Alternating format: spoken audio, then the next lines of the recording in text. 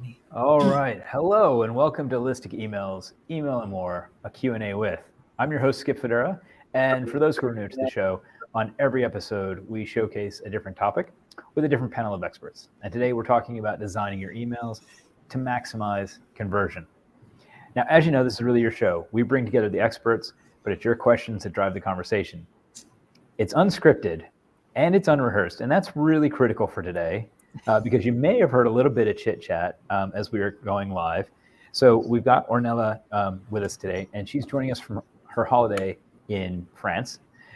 So there may be some Wi-Fi issues, so just bear with us, and we'll just roll with it the best we can. But first off, Ornella, thank you so much for taking time out of your holiday to join us today. That's awesome. I'm coming to you from a different location, so I'm kind of got the tech gremlins as well. But we will get through, trust me. As I said, it's unscripted, it's unrehearsed, but it will be a whole lot of fun.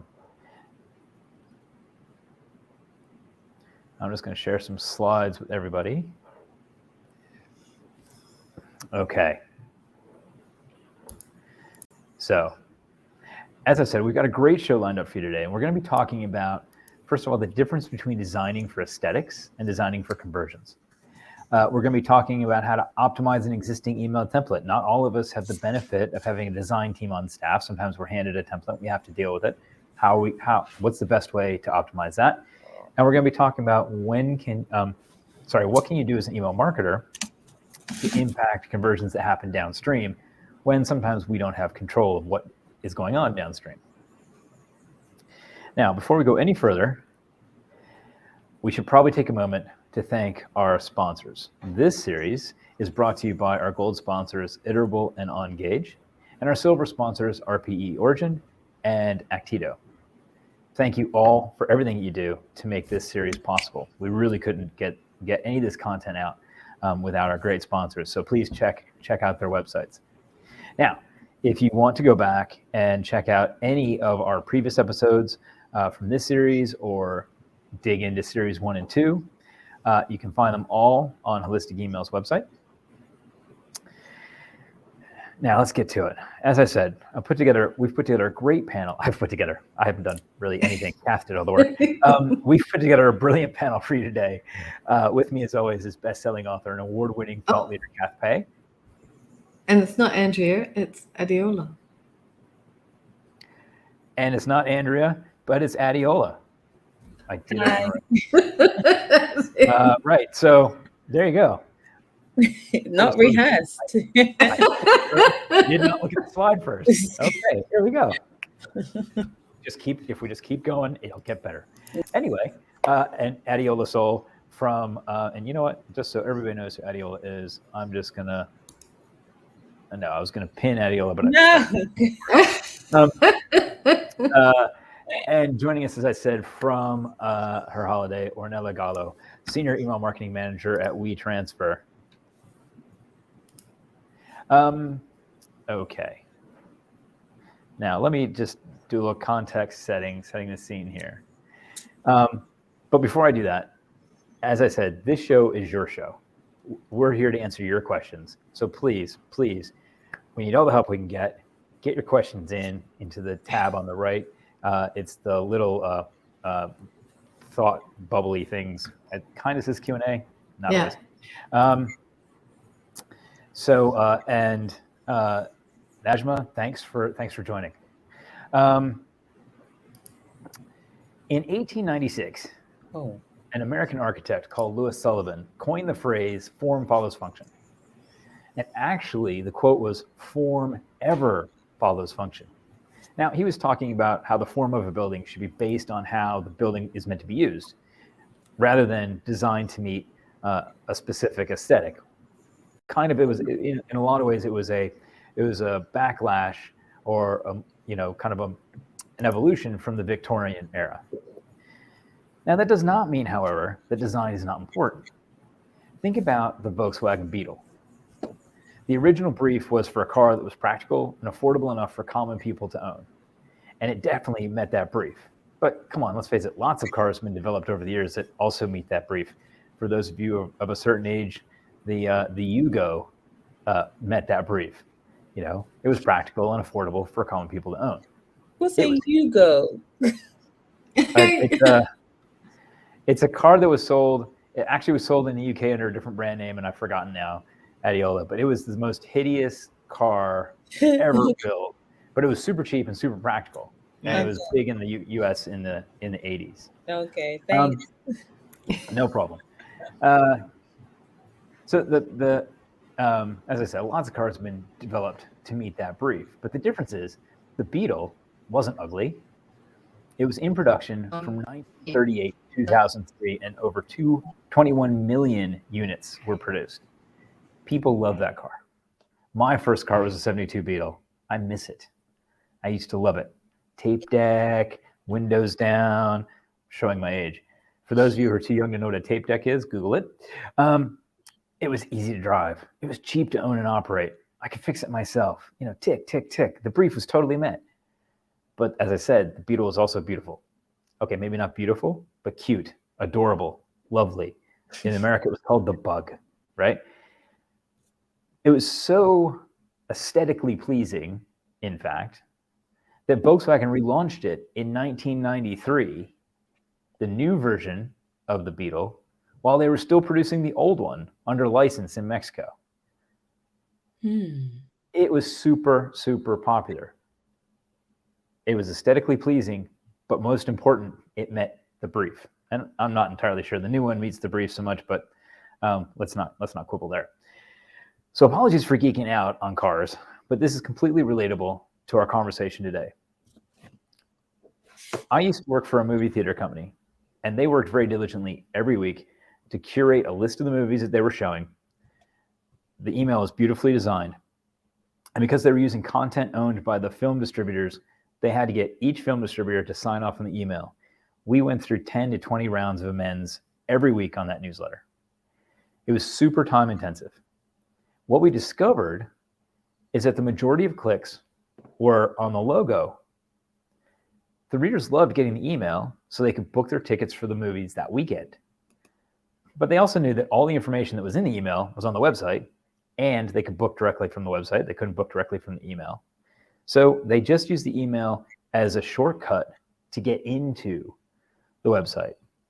Or put it a slightly different way, it was quite a sad meeting when we explained to the design team that all of the effort they put into designing that email every week was basically wasted because the readers weren't looking at it. They were just using the email as a shortcut. Now, as marketers, we need that click, right? The function of the email for us is to generate that click. The function of the email for the reader is not necessarily clicking on our call to action. There's your tension. The reader has their own agenda. They've come to your email for information or to be entertained, or maybe just a shortcut to your website. And that's our jumping off point for today. And so opening up the questions to our panel of esteemed guests, most designers are taught to design for aesthetics. So what's the difference between designing for aesthetics and designing for conversion? Have you flung this over to us already, or is? Yes. Oh, I'm flinging it to you now. I didn't call out a name, mostly because I was looking at the script and I wasn't looking at the screen. But Adiola, since you talked first, you can answer the question. Designing for aesthetics versus designing for conversion is exactly what it says on the tin. Usually, marketers are fighting with the design team because the design team want to have lots of sexy things in an email that don't necessarily benefit the email or render well in an email, improves or enhances the customer's experience within the email. It's more or less just a very beautiful looking, well-presented piece of content that actually doesn't usually think about the user in mind. At times when you're designing for aesthetics, the approach that's taken is the same as designing for a website. And so when people are designing for their websites, they're thinking about the types of shapes and the colors, the different tones, where they want certain blocks to sit, etc., etc. They have so much more bandwidth to play with, and so they try and replicate that in email. That doesn't necessarily work because of the devices that people have to use are significantly different to that of just viewing on a website. Whereas when you're designing for conversions, you're actually thinking about the user in mind. You're trying to optimize your email to ensure that they get not just the best experience, but you also get the results that you are looking for from that email, whether it's a click or whether it's actually a conversion in terms of revenues, or it could be a conversion in terms of signups. Everything within that email is geared towards that single objective of either converting, signing up, clicking, etc. So it's a lot more strategic when you're designing for conversions, whereas designing for aesthetics is more personal. Yeah, and often the motivation behind that, or the drive behind that, is because of the brand. You know, it needs to be on brand, and we want it to look like the website. We want it to look like the brochure that we pop into their, you know, their letterbox and all the rest of it. But what they're not taking into consideration is, one, email has a lot of limitations, technical limitations, coding limitations. Web doesn't, right? So we when we want to sort of transplant one design for our web design onto our email, we are going to struggle. We are going to have trouble with the rendering. We are going to have problems, could even have deliverability problems because of the different coding. There's a lot of definite specific things that we need to do when coding for email. And so when you're designing for email, you very much have to think about the coding when you're designing, right? So normally you just do the design and you're just saying, this is what we want to look, okay, make it happen. That's not always possible with email because of those limitations. The other thing to keep in mind, which is more of a minor thing, but email is that push channel. So therefore we have to, in this sort of builds upon what Adeola was saying. We have to take their experience, their journey into account. And sometimes a big, ornate, beautiful, lovely experience isn't actually right for that particular moment. So say if they're in a, email 5 of a nurturing series or something like that, maybe you just want to have a nice, simple text one. And therefore, all of the aesthetics are out of the door. But yeah, I agree with Adeola. In my experience, a lot of the difficulties you have with the designing for email is often because if you think about graphic designers, right? They're awesome, they're wonderful, they're fantastic, but they've been taught to design for aesthetics. They're not taught to design for conversions, much less than taught to design for conversions in email, which is different because it is that push channel, right? So, meaning that being a push channel means our intention often is less strong, and we still need to be very much persuaded, whereas a website we tend to have a higher intent. So yeah, I think we've finished that one. Well, actually, I want to just jump over to Ornella just to see if we have Ornella. Because hey, we do. Because I think WeTransfer is an interesting case study in terms of design versus function. Because from a web experience, the websites, especially the actual transferring of file, really crisp, clean, very basic. It does one thing and does one thing very well, but it still looks really cool and it still looks really good. And so how do you carry that into your email? That is definitely a tricky task. And I hope you all can hear me all right now with my connection. Apologies for that. No, we can hear you. No, it's okay. You're coming through great. Thank you. So I perfectly agree with you all. It's difficult for us as well. As you said, the website has these beautiful wallpapers and they're just very captivating, but it's the size of a screen. It's a size that we can't fit into an email.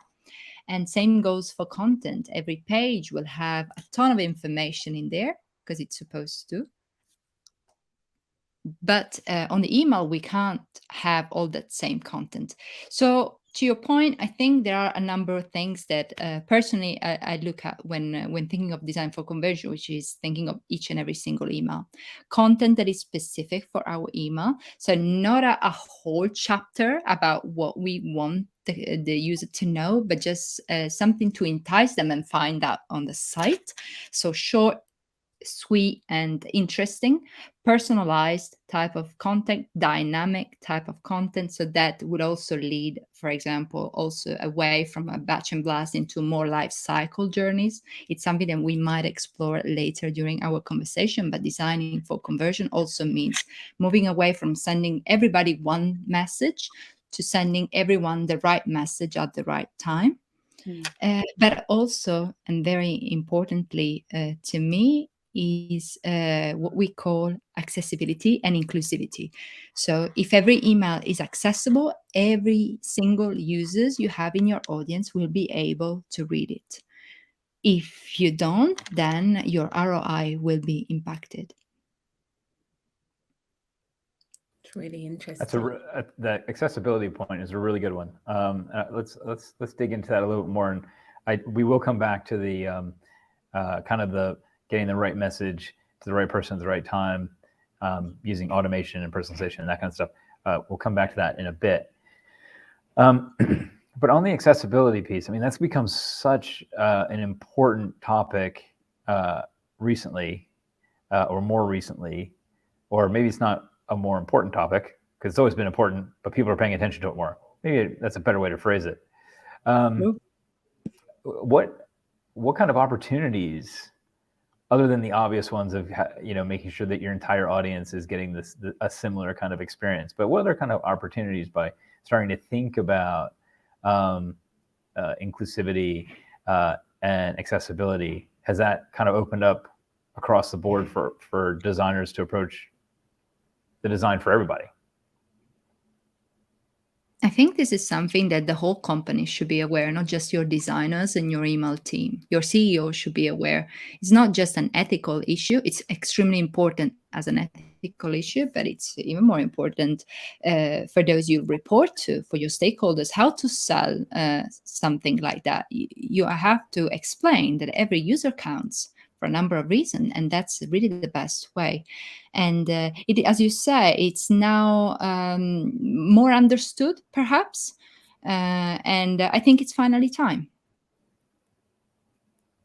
Yeah, I completely agree. I went to the a concert in Hyde Park. I went to see Duran Duran in Hyde Park, and it was a Christmas gift for my wife. And they had a British Sign Language entertainment interpreter at the concert, and it was fascinating because it's not just signing the words; it's interpreting the music. There's more to it than just delivering the, I mean, let's face it, Duran Duran lyrics, if you read them, would sound a little weird. I smell like I sound. I'm lost and I'm found. I'm hungry like the wolf. I'm not getting a lot out of that, and the tickets are expensive. But, I spent a lot of my time watching the sign language interpreter because, I mean, first of all, they look like they're having a great time. But you make a really good point about just opening up the content to everybody, because you genuinely don't know who's going to become your best customer. Kath, Adiola, what do you see your other clients doing in the accessibility realm, talking about what's important to them? Because accessibility is a broad topic. There's visual impairment, there's auditory impairment, there's a language impairment. Do you know what? I'm sitting in America right now, and I can tell you they speak a different version of English than we do in the UK. I know. I was there in April. I was quite, yeah. Anyway, so do you know what? Very interestingly, Kath might have different experiences, but in all honesty, I don't think I've seen that many brands or retailers kind of delve into accessibility that much. What I would say is I think that they've more or less relied quite heavily on technology and the advancements on what your personal devices can do. So your personal device can read text out for you. It can help highlight certain words and find definitions.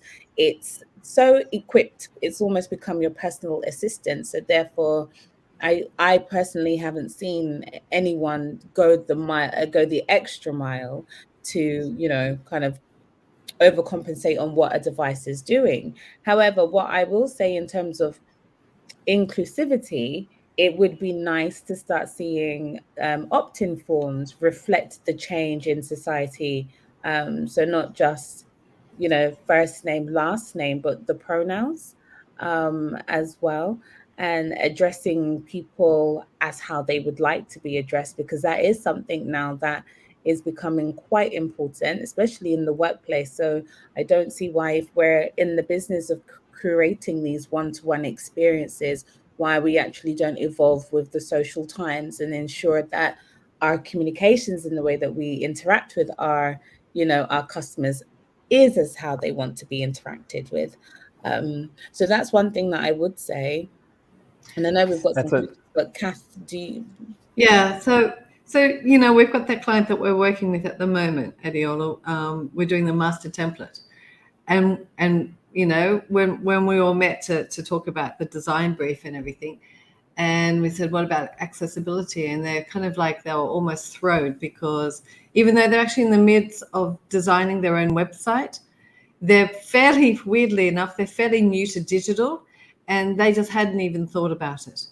So yeah, they've got a lot of, shops and everything, offices in real life as such.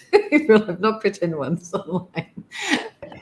This isn't like a Meta. You're not working for a Meta company that's no. in the metaverse. They've got real life shops. Yeah, exactly.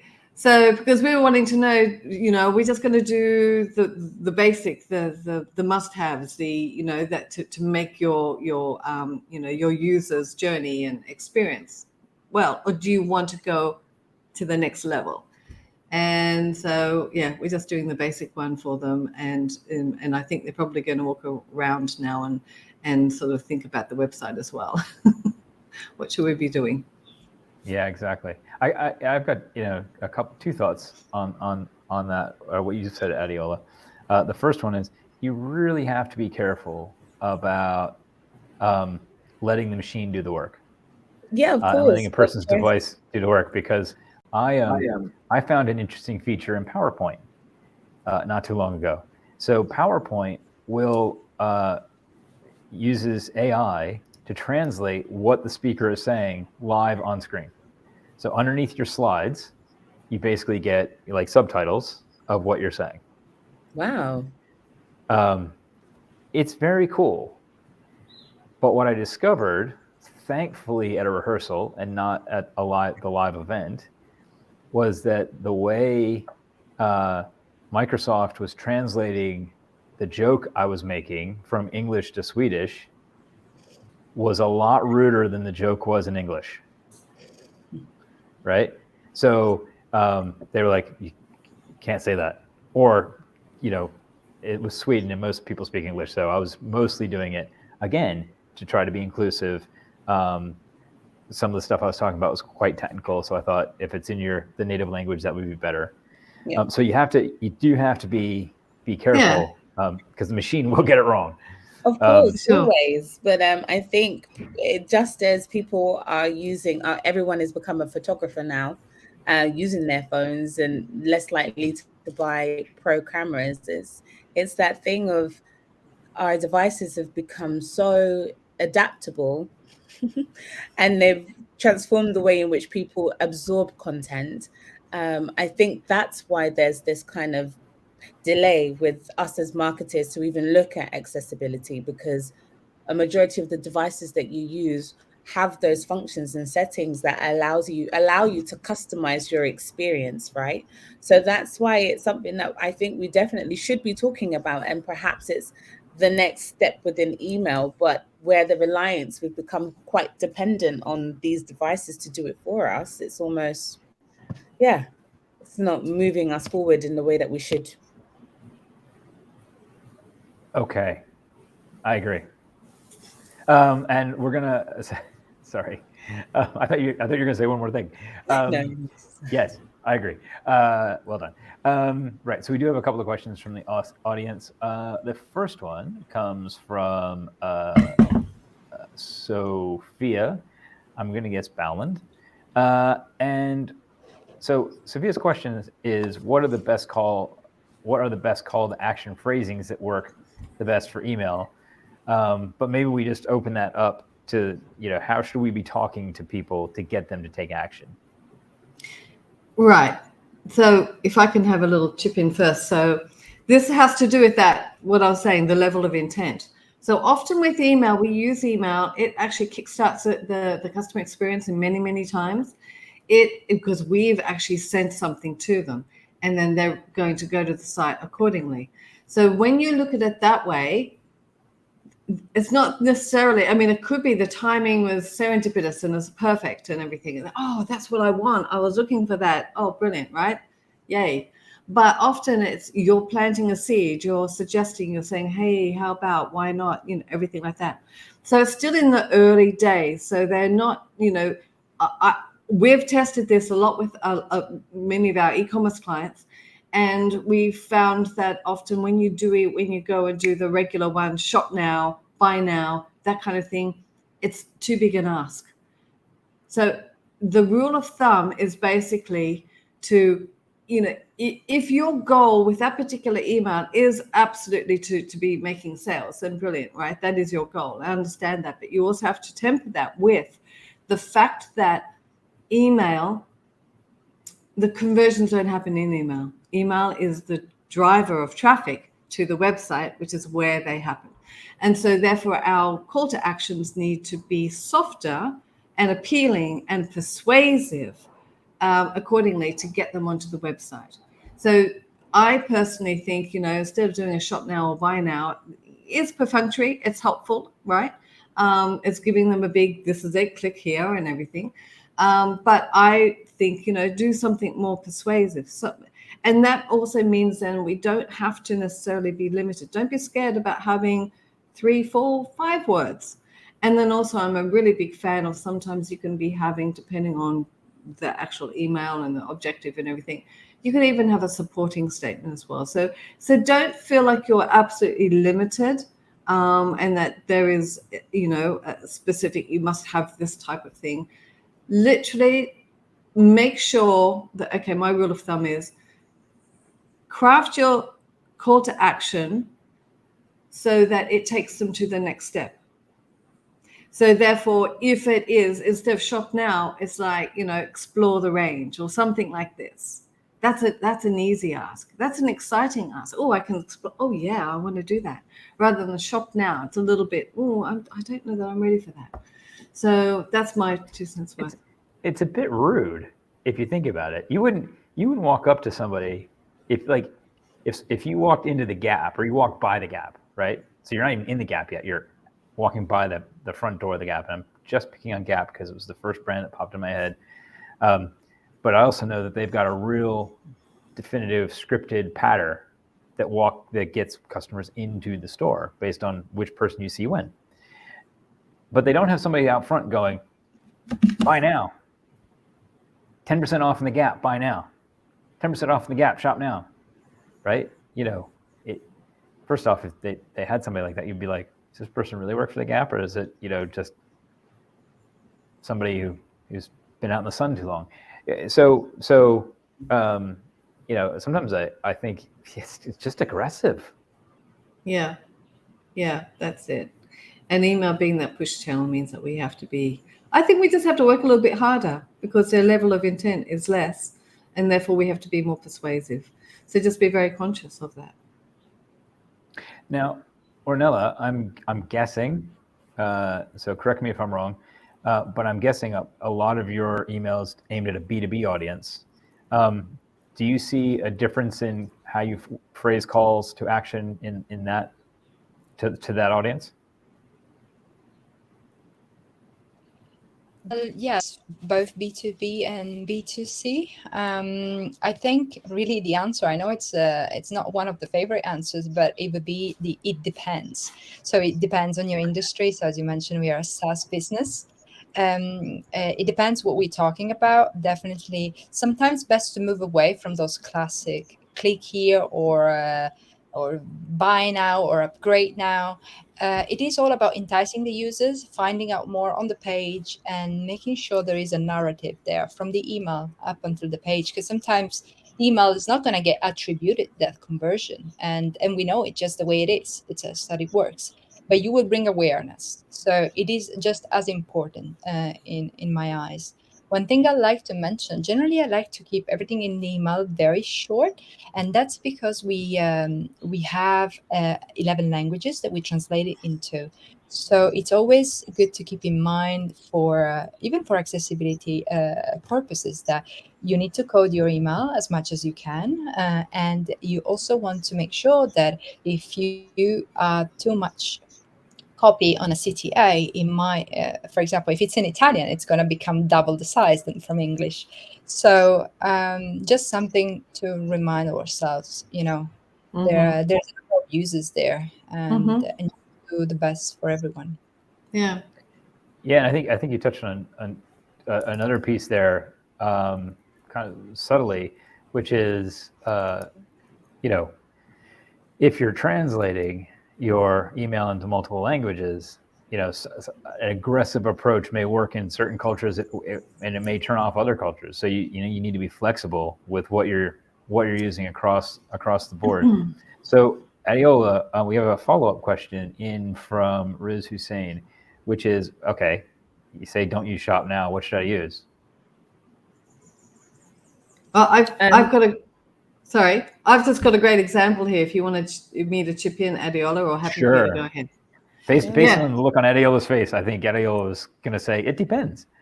No, so here's one of our clients, Cheeky Wipes. They're pretty awesome. They've got a couple of call to actions. Cheeky Wipes. So they're sustainable. So they're reusable wipes and lots of things. Got it. Yeah. I just wanted to make sure I understood you. Yep. Cheeky Wipes. Go check them out. Anyhow, so they've got a couple of call to actions in this one. I've just written an article, included their email because they're fantastic.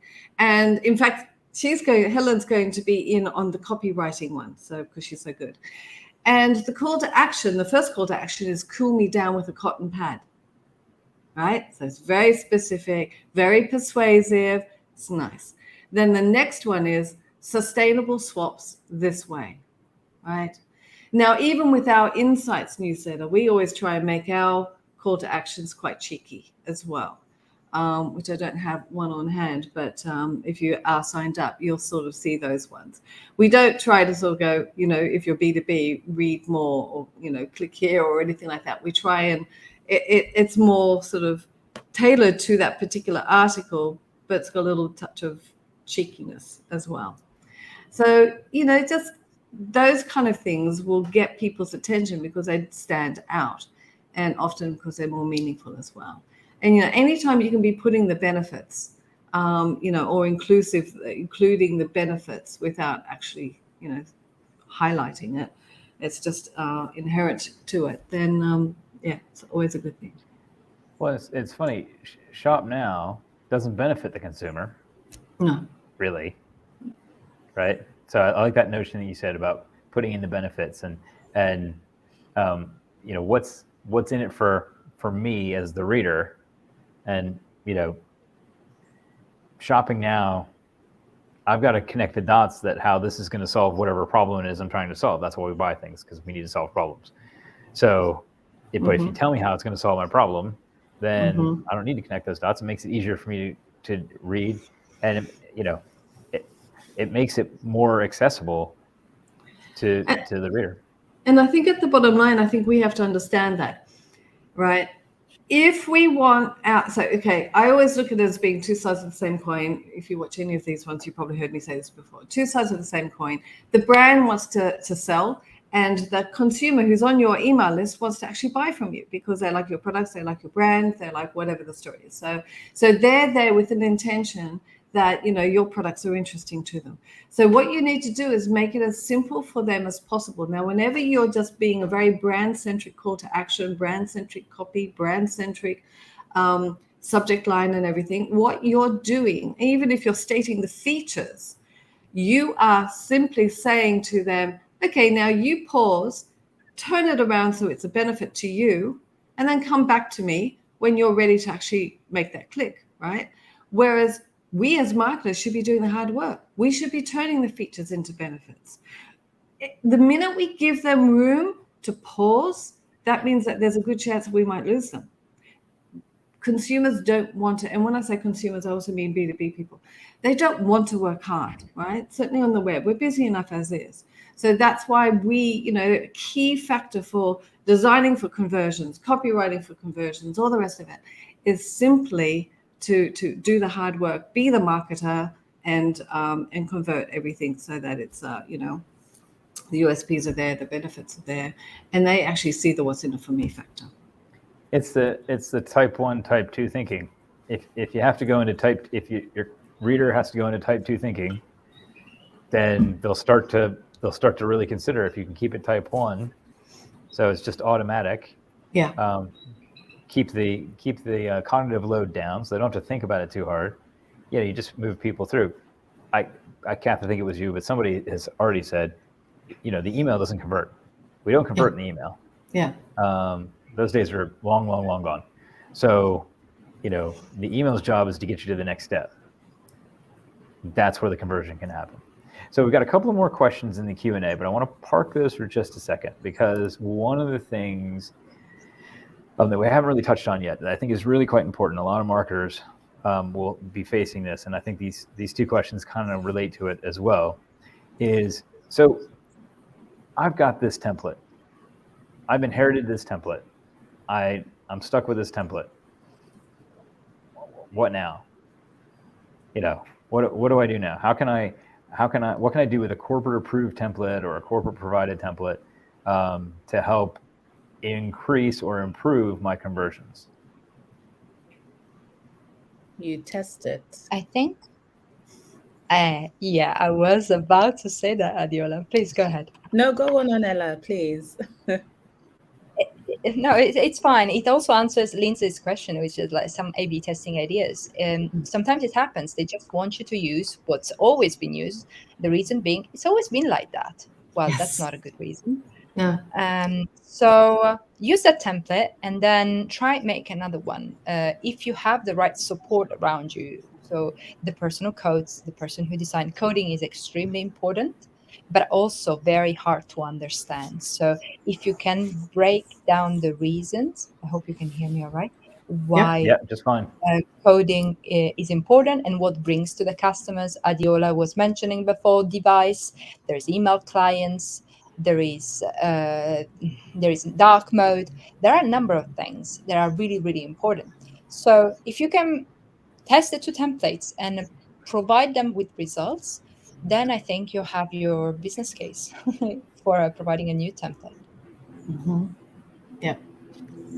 I like that approach of getting the business case. Getting the business case to develop a new one, and also getting the data to so the stakeholders to say, oh well, this is the way we've always done it, which frankly is the business equivalent of a parent saying, because I told you so, which is also equally rubbish, frankly. Even as a parent, I find that rubbish.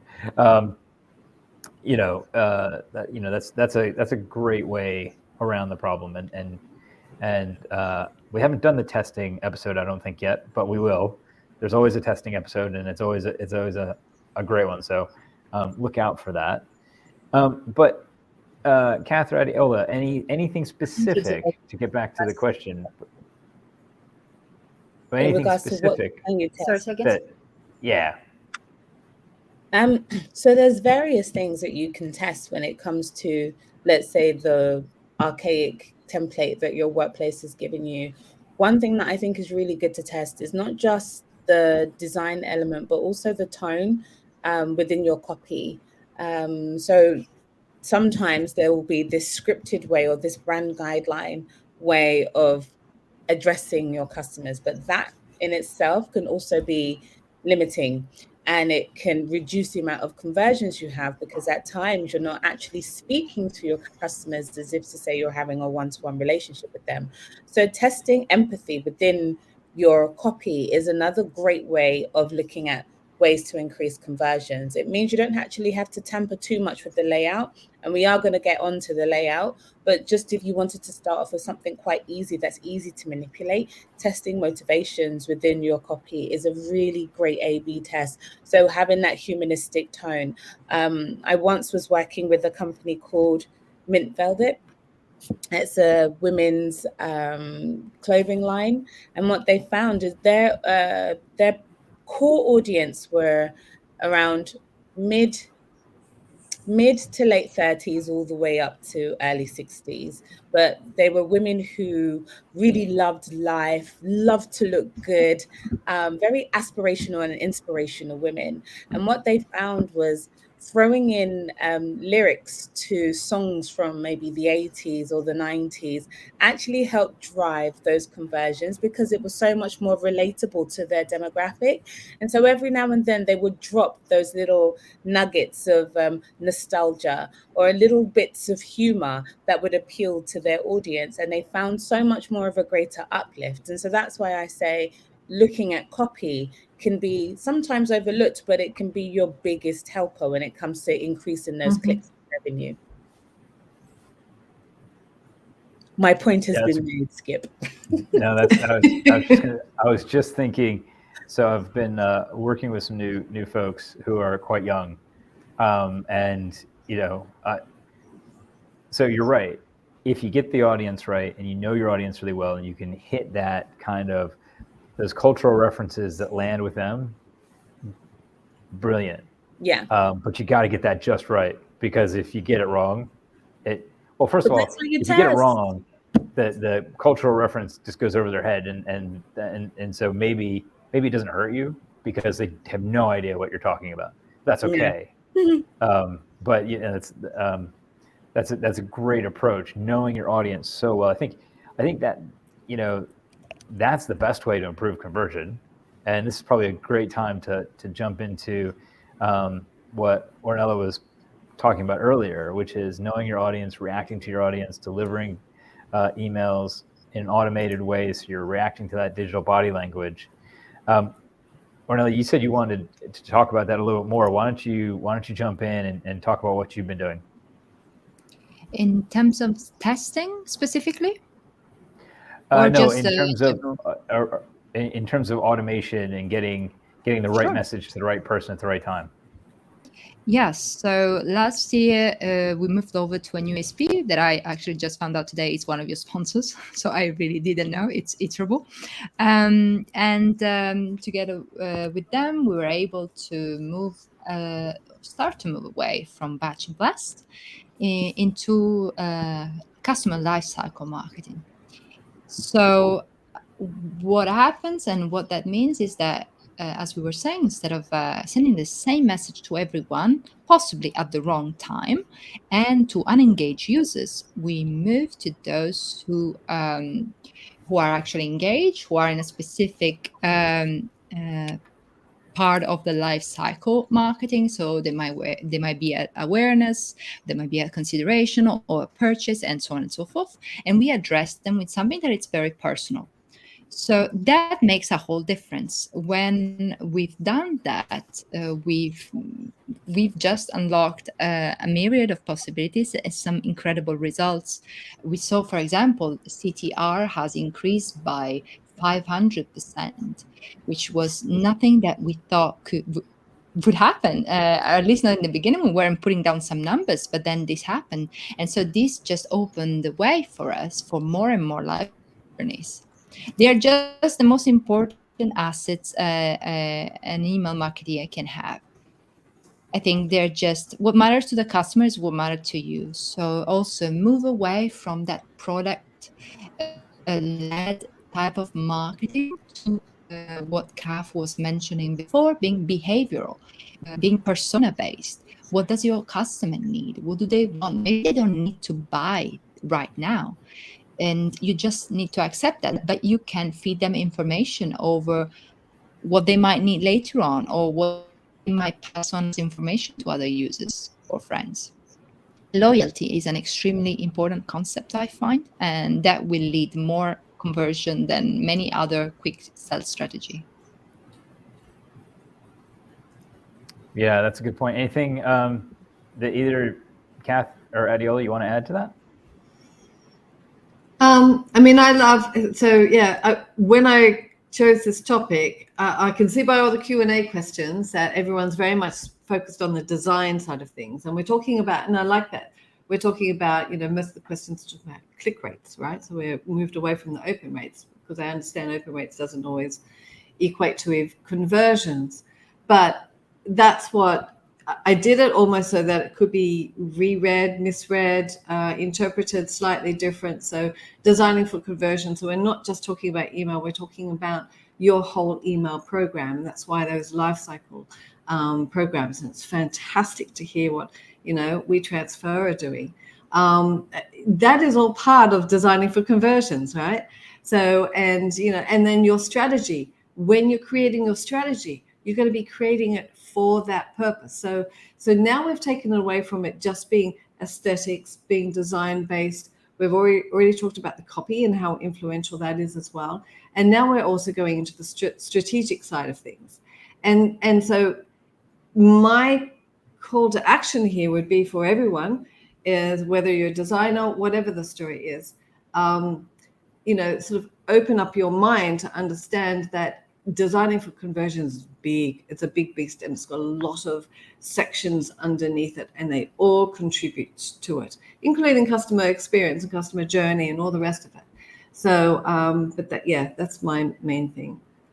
My call to action, if I can just be a little bit more tactical, is come to all of the episodes of Email and More, because every episode of Email and More feeds into designing for conversion. In fact, thinking about it now, Kath, we probably should have done this episode last, but hey ho, something we can try for next year.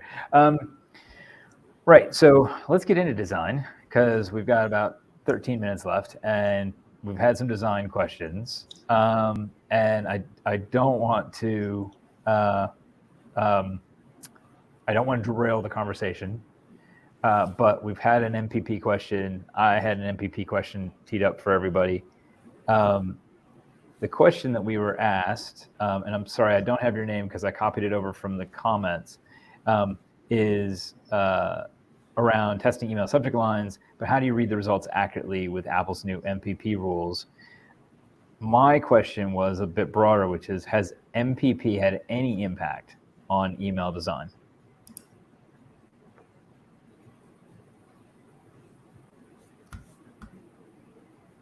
Yes. Go, Adiola, please go. Yes, but I wouldn't. I'm very honest. I wouldn't say that I am the expert on this. But what I will say is, a few articles that I've read, MPP has significantly inflated or overinflated email rates, and created a lot of vanity metrics. So I have heard a few of my friends who have their own subscriber list. They have their own businesses, and they've collected their own bits of data. And when they're speaking to me and they're kind of using me as a soundboard, they always say, wow, like this year, my open rates have just shot through the roof. And whenever I talk to them about MPP, they see me as a Debbie Downer, or that I'm just not happy for their success, which isn't true.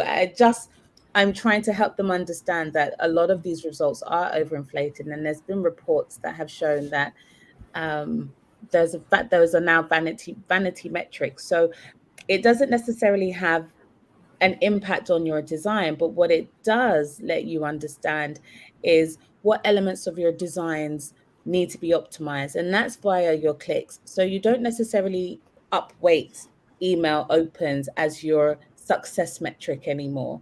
What you really need to do is pivot to looking at clicks. And your clicks are now going to help you really understand what sections of your emails are resonating well with your readers.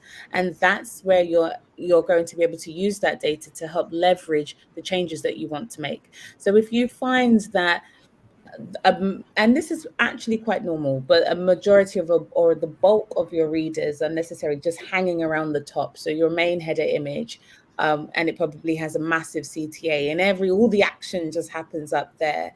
Then you might then decide that actually perhaps a postcard style campaign will suits my readers better, or suits my objectives better. Or perhaps you might need something that's a little bit drawn out. So as Ornella said in the beginning, there are snippets of content, enough to whet the appetite, but not so much that it drowns the reader in so much context. But these clicks measures, or these clicks data, are going to help you understand what is and isn't working. So irrespective of opens from MPP, what we're looking at now are those click to opens, those click rates, those unique values that can help you understand what's really going on with your email. So Adiola, don't let your friends call you a Debbie Downer. Just point out to them that you're not really willing to give them free email marketing consultancy, unless they're going to give you free stuff off their site. Right. Well, if they give you free stuff off their site, that's fine. But anyway, sorry, Kathy. I want to take it back even further. It's like, why are you using open rates? And Adiola did sort of address that, because the bottom line is that open rates is not the right one. Generally speaking, when you're choosing a success metric for an A/B test, you want to be choosing it as close to your objective as possible. So if your objective is actually to achieve conversions, then open rate is as far away as you can get. So you need to get either click rates, or if you possibly can, actual conversion rates. And I would just put this to you if you're not convinced, because everyone then comes back and says, yeah, but if they don't open the email, how can they convert, right? Let's look at the data. Go back, and I always say to do this, go in and do your best 10 campaigns in the last 6 months, 12 months, whatever, your best 10 campaigns as far as open rates go. Then do your best 10 campaigns as far as conversions go. Another one with your click through, right? And you'll find they're not the same. So you have to identify. Do your top 10 for revenue. Yes. So you have to understand that. Try and get it as close to the metric that is meaningful to you, the one that actually supports your objective. If it is just to open, get eyeballs on the email, then yes, subject line can be tested with open rate. Otherwise, I don't worry too much about it. Go straight to click or conversion and do it that way. There are a few challenges though, because obviously you have more openers. As you go down the funnel, you've got more openers, you've got less clickers, and then you've got less converters, right? And this is where the A/B testing comes. That's why everyone loves to do open rates, because you get, it's easier to get statistical significance.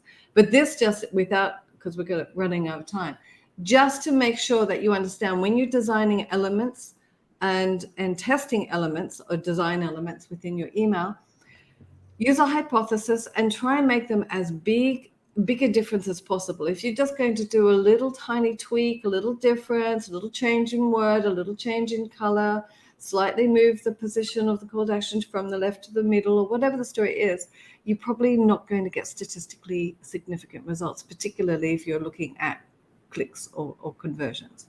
So try and make them big differences, and then you're more likely to get good results, actionable results. For a really thorough discussion on that, because Kathy did rush through that quite quickly, but for a really thorough discussion, go back to episode 2 from series 3, where we talked about A/B testing. It was a great hour-long session on that topic. And we are coming close to the end of time. Just a couple of tactical questions, and then I'm going to give you guys a wrap-up question. But a couple of tactical questions we've got another one from Riz. They're both image related. So Riz wants to know, how big should the hero image be? Bruno wants to know, do animated GIFs or GIFs, depending on which side of that fence you fall on, and we're not going to have that argument, increase conversions? Or no, let me throw that over to you, because obviously you were talking about the wallpapers on the site when you're actually doing the transfer. what have you found about, how big should your imagery be, hero imagery? Have you tried using any kind of animated GIFs? How do they work? Totally. So for starting from the last, Bruno, that's it follows the question about testing. You'll need to test that and see if static works better than GIF and on specific scenarios. I think GIFs generally works best, but yeah, again, it's always the same. It depends. Say you're bringing the user to watch a video on your site.